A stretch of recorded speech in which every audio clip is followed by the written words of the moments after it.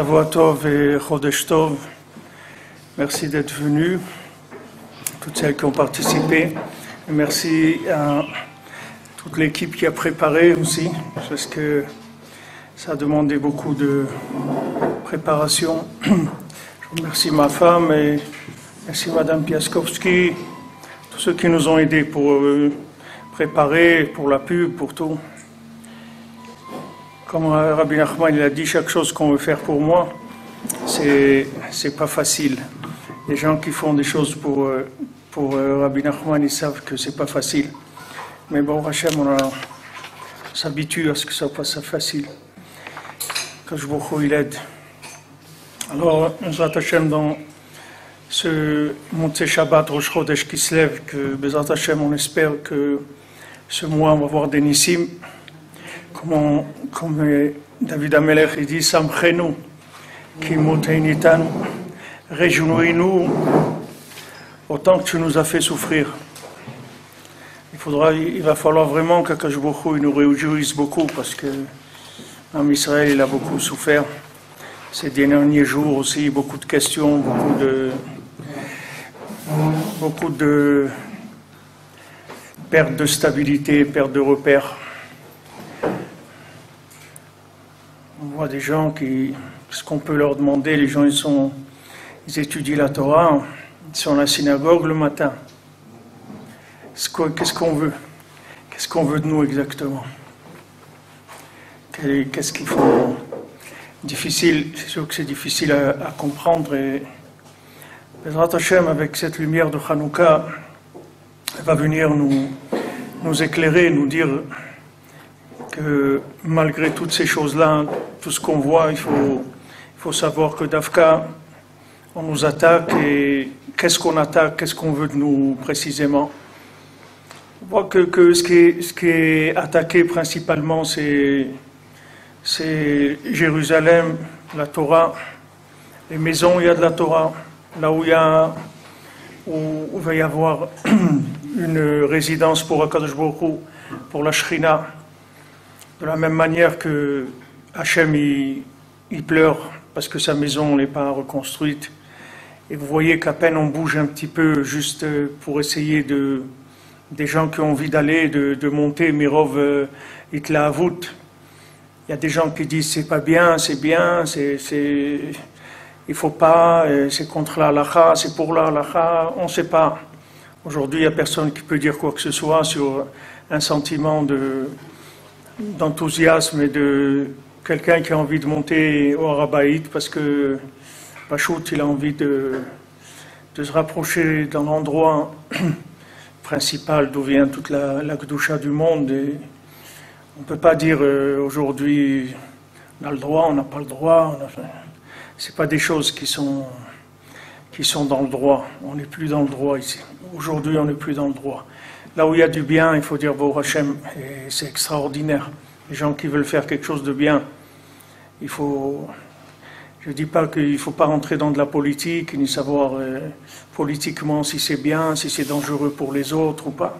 En tout cas, quelqu'un qui a un sentiment de bien, il faut respecter en tout cas, parce que ce sont des actes qui sont dirigés par Hachem.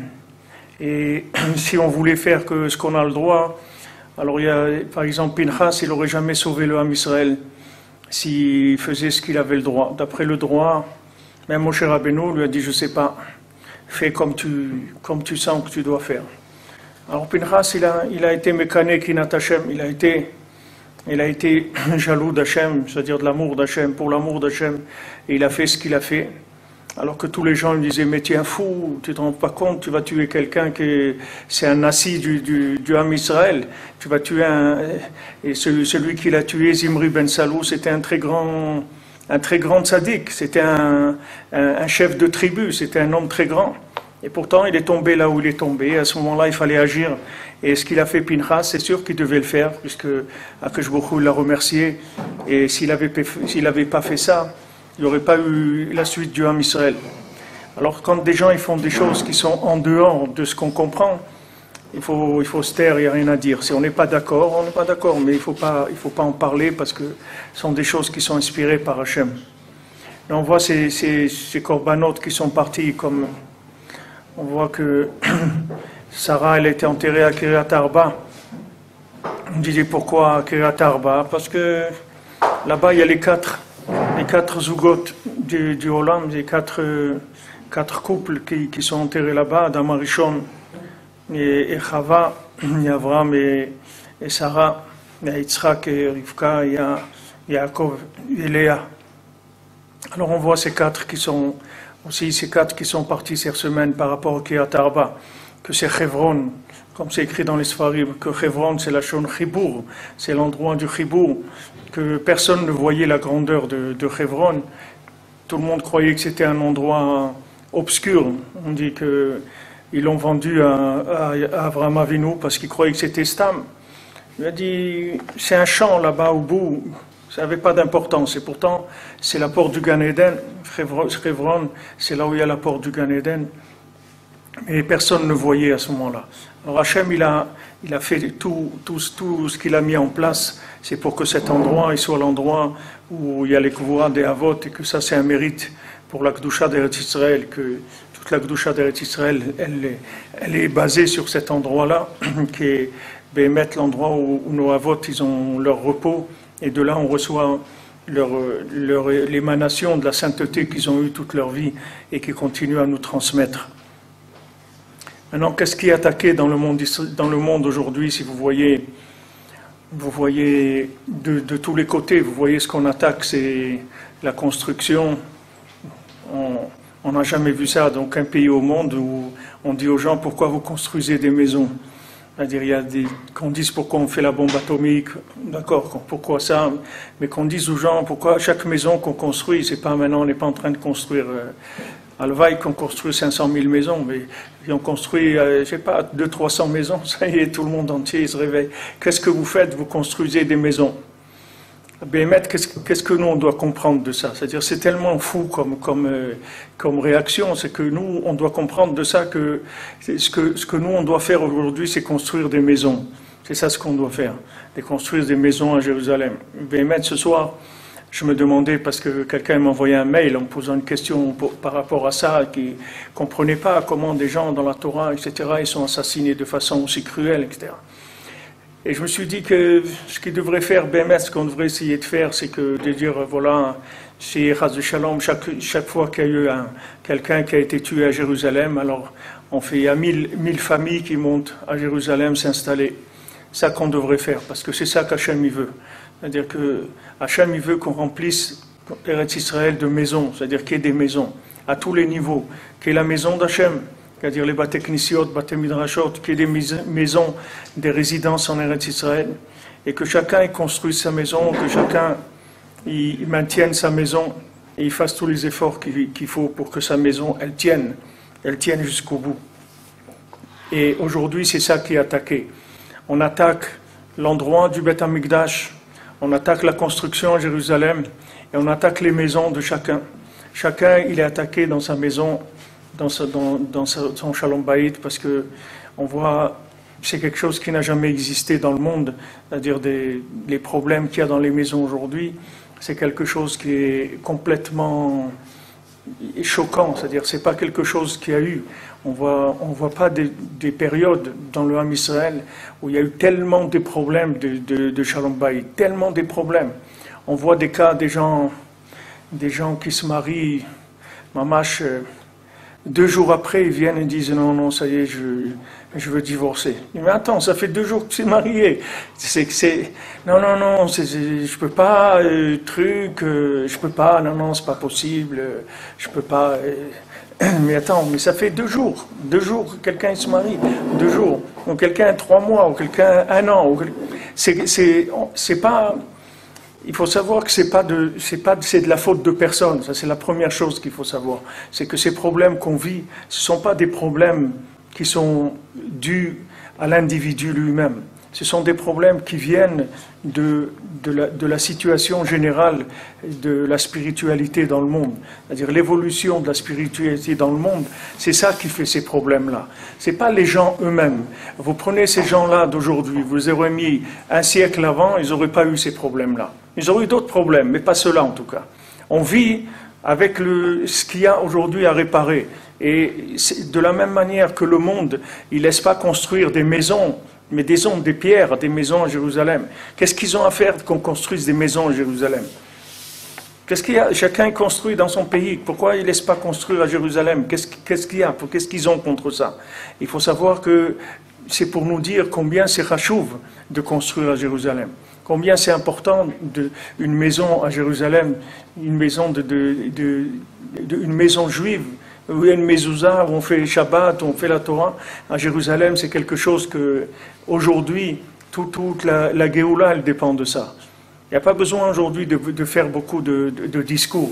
Il suffit d'amener des gens, de les faire habiter à Yerushalayim et qu'ils soient Shomer Torah ou Mitzvot, c'est fini, avec ça il y aura la Géoula. Il n'y a pas besoin de plus que ça. Il n'y a pas besoin de grandes choses aujourd'hui. Il y a besoin de résidences. C'est les résidences qui sont attaquées. Vous voyez que bien que le monde entier sait que l'endroit du Beth Amikdash, c'est l'endroit du Ham Israël, il n'y a personne qui a une idée, même que ce soit l'islam ou les chrétiens, ils savent très bien qu'il n'y a pas... Jérusalem, c'est pas leur place, ils n'ont rien à faire ici. Il y a pas c'est l'endroit du Ham Israël, tout le monde le sait. Les musulmans, ils savent que quand il y a de l'eau qui coule sur le Kotel, etc., ils ont peur parce qu'ils savent qu'un jour il va y avoir de l'eau qui va couler, et quand cette eau elle va couler, alors ils savent qu'ils doivent partir parce que ça veut dire que cet endroit-là il est revenu au Ham Israël. Qu'est-ce que je veux dire au Ham Israël? Ça veut dire qu'Hachem il a décidé de refaire marcher, comme on dit, il rouvre la boutique. Elle était fermée pendant quelque temps. Maintenant Hachem il a décidé de rouvrir la boutique. Nous on doit savoir que de toutes ces choses-là, qu'est-ce qui est important? De là, on doit apprendre. C'est pour nous enseigner. Quand on voit qu'on ne nous laisse pas construire, ça veut dire qu'on doit construire. Quand on dit qu'on ne nous laisse pas monter au Beth Amikdash, alors ça veut dire qu'il faut aller au Kotel. Il faut aller au Kotel le plus de fois possible. Si quelqu'un il a du temps pour aller tous les jours, il y a des gens ils vont tous les jours à Shrech Elkam, mais quelqu'un il ne peut pas au moins une fois par semaine, au moins une fois par mois aller au Kotel. Une fois, j'ai vu un monsieur qui courait au Kotel, qui venait apparemment je sais pas d'où il venait, d'Eretz Israël, mais c'était pas un grand religieux, il était en short comme ça, avec une casquette. Et un monsieur déjà qui devait avoir la soixantaine, il courait pour aller au Kotel. Alors quelqu'un lui a demandé, mais attends, mais pourquoi tu cours? Il dit, je cours avant qu'ils me le prennent. Qu'est-ce que tu veux que je te dise? J'allais prier un petit peu avant qu'ils me le prennent. Et pourtant, c'était pas un religieux, tu vois, mais il est venu de là où il est venu en Eretz. Parce qu'il avait envie de prier. Il dit, attends, mais si on prie pas, ils vont nous le prendre. Maintenant, pourquoi Kadosh Baruch Hu, il fait ça? Parce qu'il dit, voilà, je veux reconstruire ma maison. Mais aidez-moi à reconstruire ma maison. Alors les points où on est attaqué, c'est ça, c'est pour nous renseigner, c'est tout. C'est pour ça qu'il y a cette attaque-là. Et quand il y a ces attaques, vous voyez, qui tournent autour de la maison d'Hachem, qui tournent autour de maisons dans Jérusalem et qui tournent dans les maisons juives, c'est-à-dire qu'on est attaqué dans les maisons juives, ça, il n'y a pas quelqu'un qui attaque physiquement, c'est pas quelqu'un qui vient attaquer physiquement dans la maison et vous faire de la propagande anti-foyer ou des choses comme ça. C'est sûr que dans les idéologies dans le monde, avec tout ce qui se passe, c'est sûr que ça influence beaucoup aussi la cellule familiale. Mais chacun, il vit des problèmes au plus profond de son intimité dans la maison. Et il est attaqué dans la maison. Il est attaqué dans sa maison parce qu'il ne sait pas comment faire. Les gens, ils ne savent pas comment faire.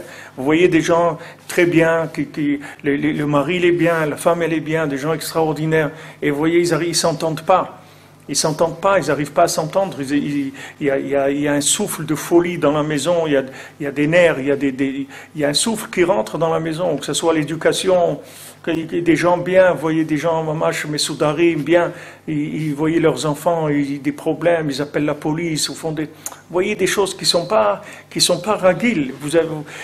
Je sais pas, nous on n'a jamais entendu, quand j'avais 17 ans ou 18 ans, j'ai jamais entendu que quelqu'un de mon âge, il a appelé la police pour dire que son père il le frappe, ou que son père il lui a volé son téléphone, ou un truc, c'est quelque chose, ça existe. J'ai jamais entendu quelque chose comme ça, n'existait pas.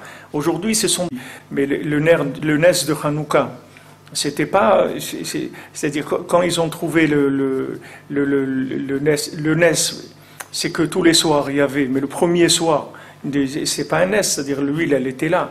C'est-à-dire le fait qu'ils ont trouvé de l'huile pure, alors on dit ça c'était un S. Mais l'huile elle-même, elle était là. C'est pas qu'il y avait un miracle comme les autres soirs où elle s'est remplie. C'est-à-dire que le premier soir, elle était là, l'huile. Alors il y en a qui disent, c'est pas la peine de compter le premier soir. On peut compter à partir du deuxième soir. Mais Béhémet, c'est les explications qu'il y a. Il y a beaucoup d'explications sur ça. Il y a des centaines d'explications sur pourquoi on fait 8 jours alors que le premier soir, il y avait de l'huile.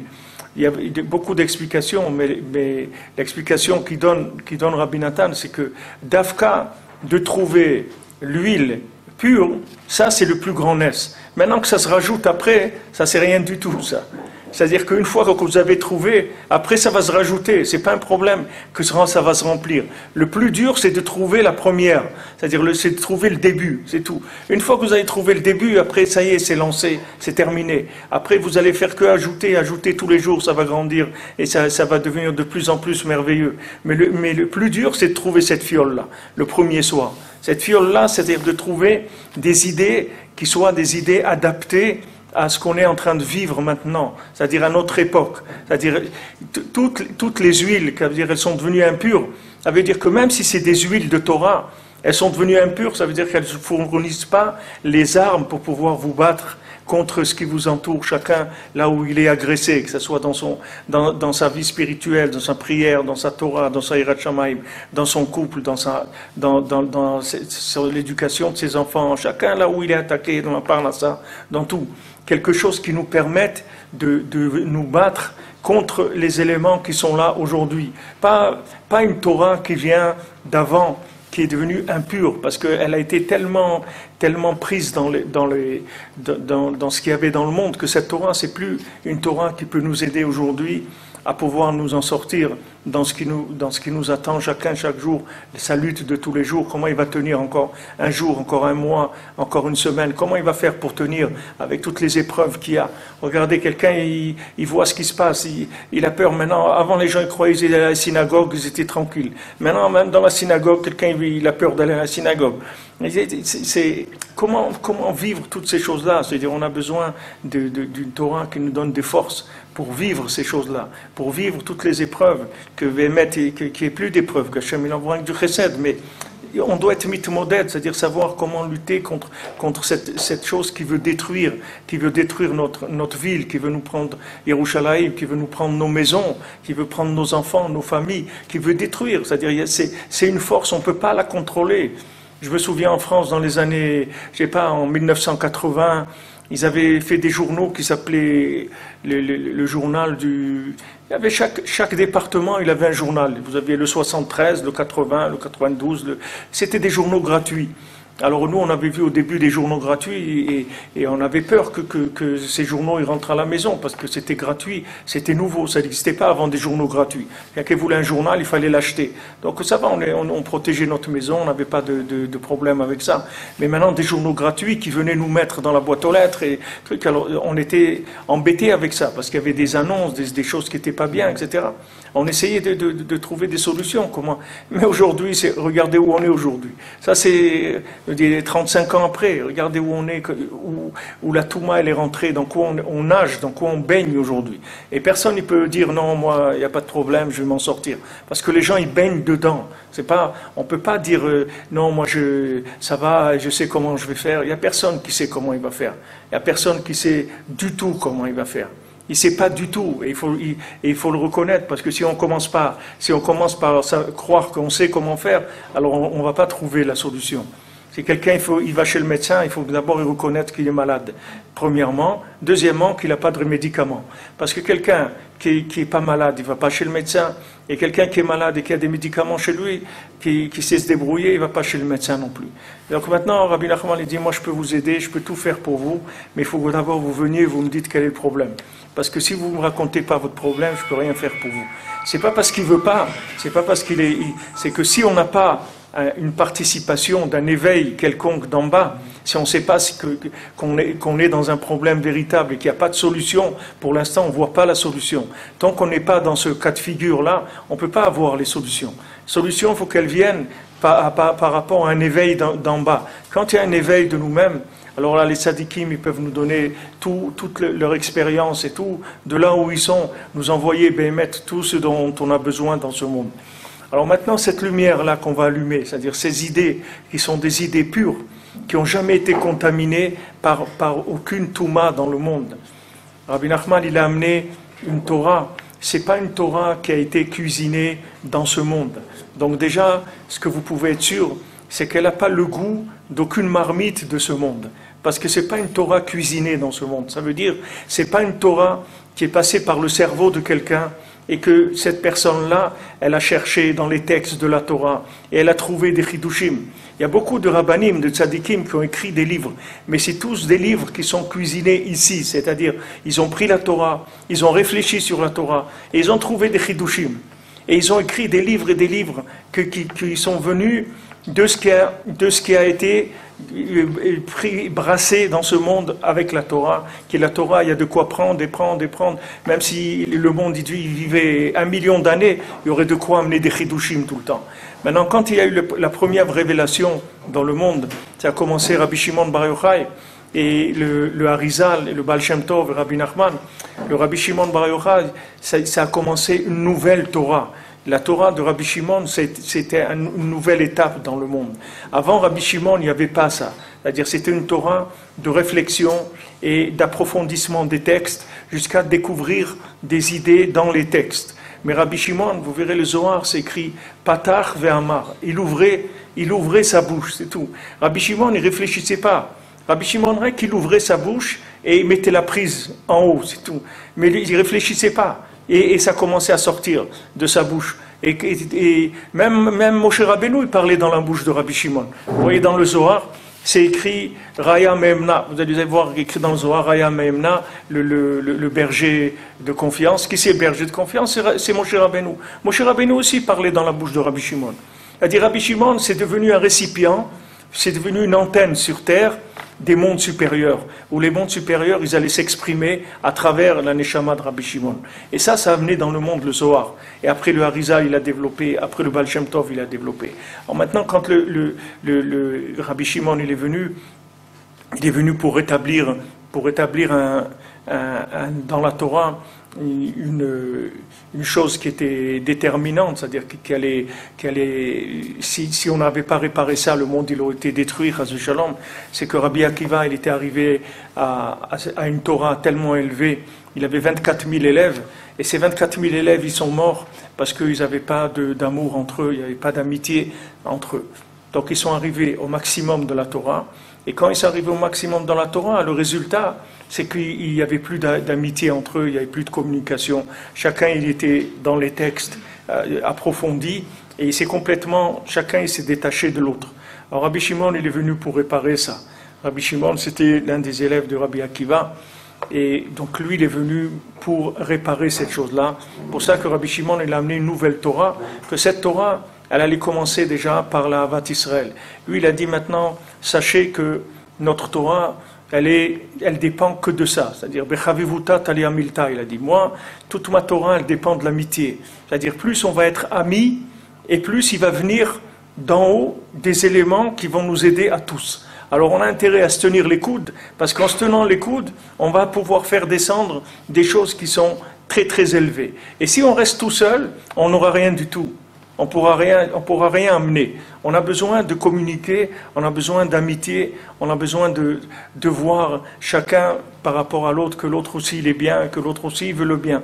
Et que si maintenant il a des comportements qui ne vous paraissent pas comme on voudrait, chacun, il n'y a personne qui est parfait, nous le premier, celui qui fait le discours, le premier lui-même, il sait qu'il n'est pas parfait. Donc il ne peut pas exiger la perfection de qui que ce soit. Donc il faut regarder le bien et avancer avec ça et développer ça. Donc Rabbi Shimon, il a amené ce premier courant dans le monde. Et le Harizal, il a développé techniquement, puisqu'il a amené la Kabbalah, il a développé la Kabbalah. Tous ces secrets de la Torah, ils ont été amenés que pour une chose. C'est pour ramollir le cœur des gens, c'est tout. Parce que les gens, ils étaient arrivés à un niveau de Chokhmah tellement élevé que le cœur, c'était devenu une pierre. C'est-à-dire que les gens, ils n'avaient plus de cœur. Ils avaient un cerveau qui était tellement développé, tellement pointu, que le cœur, il était devenu dur, il ne ressentait plus rien du tout. Parce que le cerveau et le cœur, ce sont des opposés. Le cerveau, il est fait pour servir le cœur. Mais malheureusement, après la faute d'Adam Arishon, il est devenu le patron. Il a pris le patron, il est devenu le patron, il a pris le pouvoir. Et toute notre tikkun, c'est de lui enlever le pouvoir et de reprendre le pouvoir avec le cœur et ensuite de lui donner à lui des fonctions, c'est-à-dire de lui donner du travail. Mais c'est pas le cerveau qui va nous commander à nous.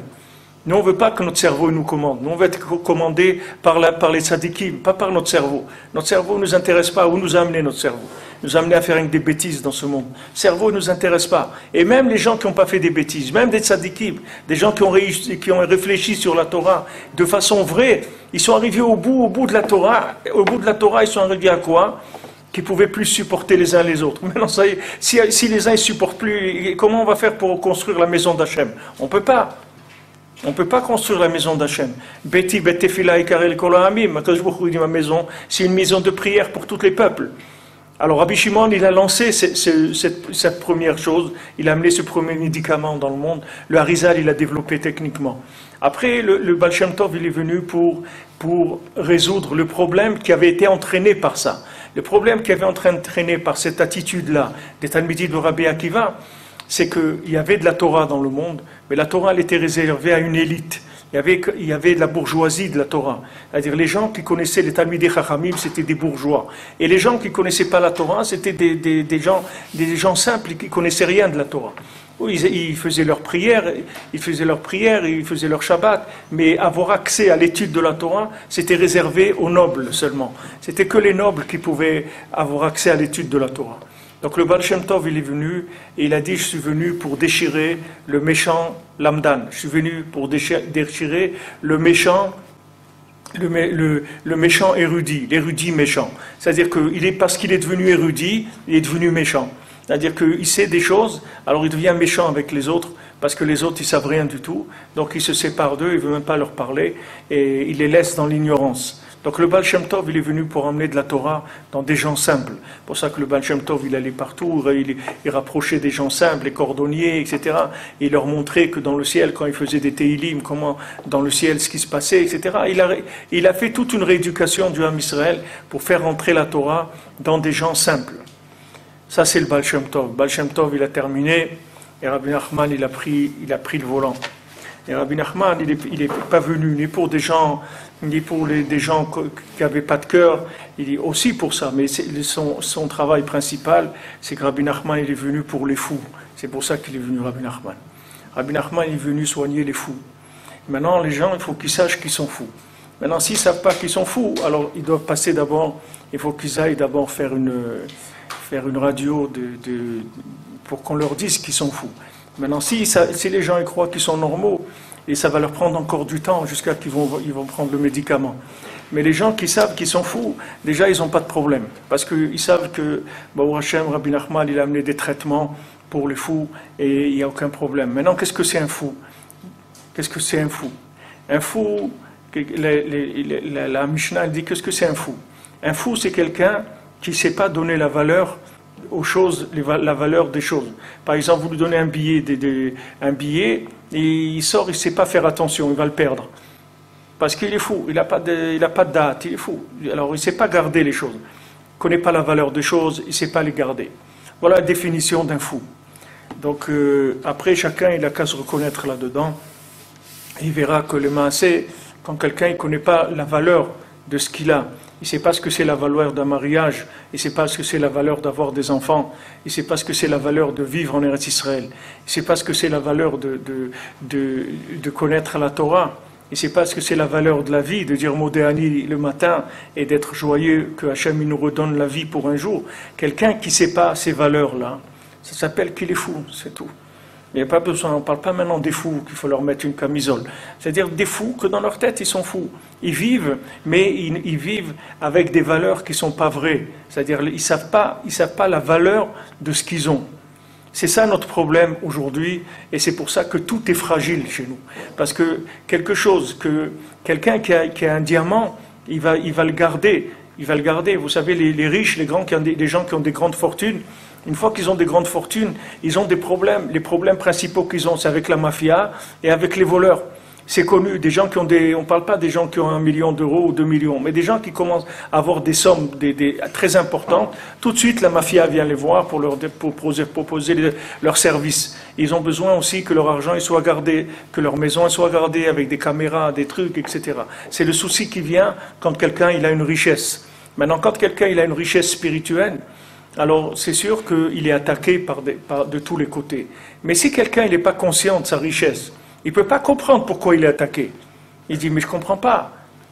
Si quelqu'un il conduit un camion de la Brinks, mais lui il croit que son camion c'est un camion de légumes, alors il ne comprend pas pourquoi il y a des gens qui veulent l'attaquer. Il dit, mais pourquoi il m'attaque pour quelques sacs de pommes de terre? Mais prends-les, tiens, laisse-moi tranquille. Ils ne comprennent pas les gens pourquoi on les attaque. Quelqu'un ne comprend pas. Les gens, les problèmes de shalom bayit, problème, shalom, les gens ils divorcent, c'est tout un problème, ça y est, on ne peut plus. Ouais, ben avant on s'aimait, ben maintenant on s'aime plus, on ne supporte plus, ça y est, on ne va pas rester comme ça, ça y est, et chacun il faut qu'il fasse sa vie, on ne va pas vivre comme ça tout le temps. Pourquoi? Parce qu'il ne sait pas la valeur de ce qu'il a, il croit que c'est rien. Mais si maintenant il a jeté le premier, vous croyez que le deuxième il va le garder? Qu'est-ce qui va lui faire garder le deuxième? Ou le troisième, ou le quatrième, ou le cinquième? Il va tous les jeter pareil. Tant qu'il n'apprend pas la valeur de la chose, ça ne sert à rien de lui donner. Vous donnez à quelqu'un un billet, il vient et dit, je l'ai perdu. Mais où je sais pas, je sais pas. Non, donne-moi encore, ok, prends un autre. Et revient, je l'ai perdu. Mais tu ne peux pas faire attention. Mais voilà, je l'ai mis, je ne sais pas. Ok, maintenant on ne te donne plus rien, c'est tout. On ne te donne plus rien, c'est tout. Mais comment? Alors vous ne m'aimez pas, et trucs et tout? Non, on t'aime beaucoup, c'est pour ça qu'on ne te donne plus rien. Comment? Ben oui, on t'aime beaucoup. On t'aime énormément. C'est pour ça que maintenant on a décidé que tu vas prendre la valeur des choses. Alors on ne te donne plus rien, c'est tout. Parce que maintenant tu vas commencer à pleurer et tu vas demander pour chaque chose. Et à ce moment-là, quand tu auras pleuré, alors on va savoir que quand on va te donner un billet, tu vas le cacher dans un porte-monnaie, tu vas le mettre ce porte-monnaie dans un autre, et tu vas le garder dans ton sac, et ce sac tu vas l'attacher avec des chaînes et tout, pour pas qu'on te le prenne. Alors quand on va voir ça, on va dire, Baruch Hashem, ça y est, il a compris. Maintenant ça a une valeur. Ça a une valeur pour lui. Ça c'est une valeur, ça c'est une valeur. On voit quelqu'un, voilà, un fou c'est ça. Et alors sachez qu'on est dans une génération de fous, c'est-à-dire qu'on ne connaît pas la valeur des choses. Et on est inondé de bienfaits. C'est-à-dire Hachem, il a inondé le monde de shefa, de bracha, comme il n'y a jamais eu dans le monde. Aujourd'hui, il y a une bracha extraordinaire dans le monde. Mais une bracha, un fou, ça n'a pas de valeur.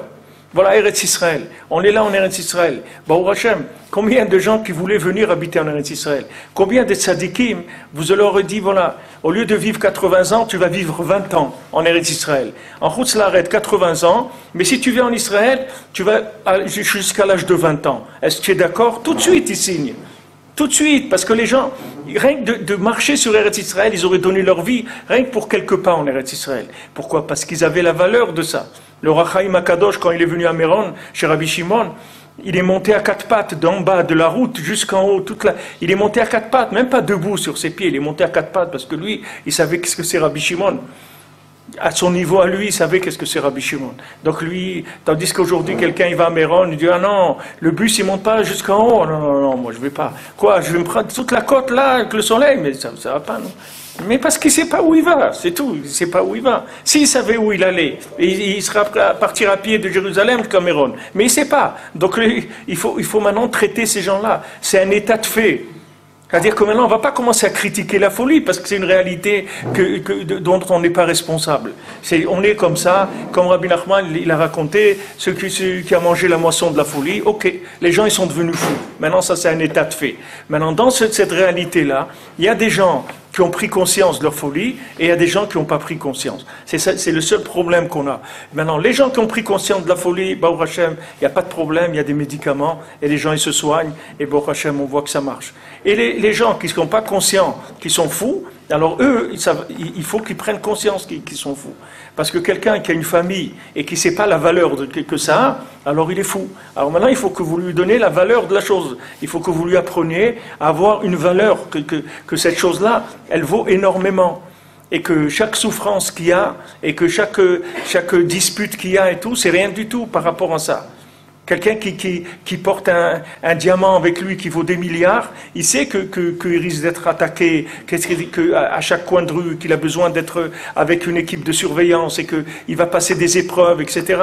Et quand il va vouloir le vendre, alors il faut qu'il soit dans un endroit sécurisé. Il y a beaucoup de problèmes qui vont venir du fait que la chose a de la valeur. Maintenant, quand je prends conscience de la valeur de ce que j'ai, alors ça y est, c'est bon. Déjà, je m'appelle plus fou. Je m'appelle que je suis déjà quelqu'un de normal. Normal, ça veut dire que je suis conscient de la valeur ce que Hachem m'a donné et je vais me battre toute ma vie pour maintenir ces éléments qu'Hachem m'a donnés. Je vais les sauver, je vais faire tout ce que je peux pour garder ces éléments-là. Maintenant, Rabbi Nachman, il vient, il donne des conseils. Il y a beaucoup de conseils que Rabbi Nachman il a donnés puisque tout son traitement, ça s'adresse à des fous. Donc, n'importe quel enseignement que vous prendrez, c'est toujours quelque chose qui va soigner la folie qu'il y a en nous. Que ce soit la folie dans un domaine, dans un autre, ça va toujours venir soigner la folie. Alors c'est écrit, il y a une Torah dans l'écouté Moran qui parle de Hanouka, où Rabbi Nachman il dit Yemé Hanouka en Yemé Hoda'a. C'est-à-dire on sait que Hanouka, ce sont des jours de Hoda'a, de remerciement à Hachem, puisque chaque jour de Hanouka, on fait le Hallel entier. Chaque jour de Hanouka, je sais pas comme même Rosh Chodesh, on fait pas tout le Hallel, ou même à Pessah, on fait pas. Mais Hanouka, tous les jours, on fait tout le Hallel entier, le Hallel ou le Hodot, pour louer Hachem et remercier Akadosh Baruch Hu. Alors le début, si vous voulez, la première thérapie, quand quelqu'un il rentre quand il vient à l'asile, quand il rentre et qu'on lui fait la première visite, alors la première chose qu'on va apprendre, c'est qu'on va apprendre à dire merci. C'est la première chose qu'un fou il doit apprendre. Parce qu'un fou, il dit pas merci. Un fou, il dit pas pourquoi, parce que ça n'a pas de valeur. Ça n'a pas de valeur. Pourquoi il va dire merci? Il dit quel merci? C'est que des problèmes tous les jours. Qu'est-ce que je dis dire merci? Merci des problèmes? Non. Moi je dis pas merci. C'est que des histoires, des problèmes. Merci. Je ne dis pas merci. Donc le premier traitement que Rabbi Nachman donne, c'est de remercier Hachem. Commencer à remercier. Dire merci mon Dieu. Maintenant quelqu'un il ne sait pas sur quoi remercier parce qu'il ne connaît pas.